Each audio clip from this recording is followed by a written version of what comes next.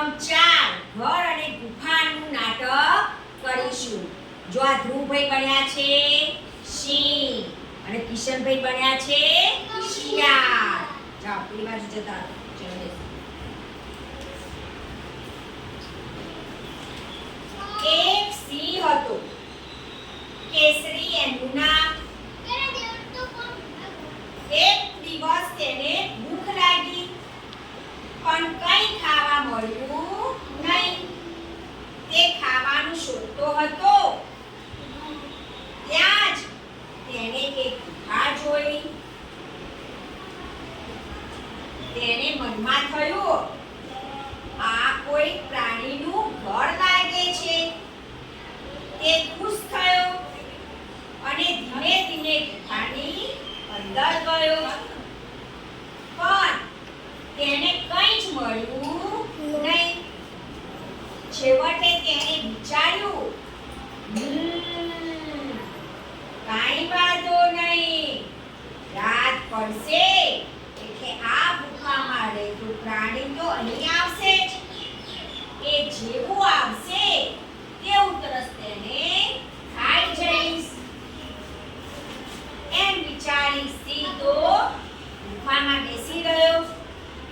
સાંજ પડી એટલે દીપુ શિયાળ ત્યાં આવ્યું.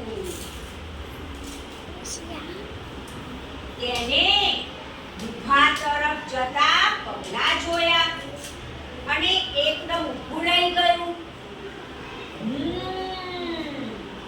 કોઈ પ્રાણી મારા ઘરમાં ગયું લાગે છે અને બહાર નીકળવાના તો પગલા દેખાતા નથી. અચ્છા, તો કોઈ છે, પણ મને ખબર છે હવે શું કરવું. તે ગુફા તરફ જોઈ મીઠા અવાજે બોલ્યું, ગુફા ઓ ગુફા, ઓ મારી વાલી ગુફા, હું આવી ગયો છું. ઓ મારી ગુફા, તું આજે રિસાઈ ગઈ છે કે શું? રોજ તો તું મને કહે છે, good evening Deepu, welcome to અમારા હોમ. એક્શન કરો બેટા. Good evening Deepu, welcome to અમારા હોમ. આજે કેમ બોલતી નથી? અંદર કેસરીને થયું, આજે તો આ ગુફા મારા ડરથી બોલતી નથી, પણ હું ગુફા બની વેલકમ કરું અને પછી શિયાળને ખાઉં.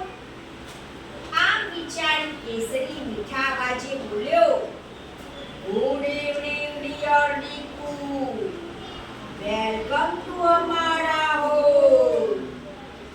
આ સાંભળી દીપુએ બે કાન ઊંચા કરી વિચાર કર્યો. પછી દીપુ દબાતા પગલે ત્યાંથી ચાલ્યું ગયું.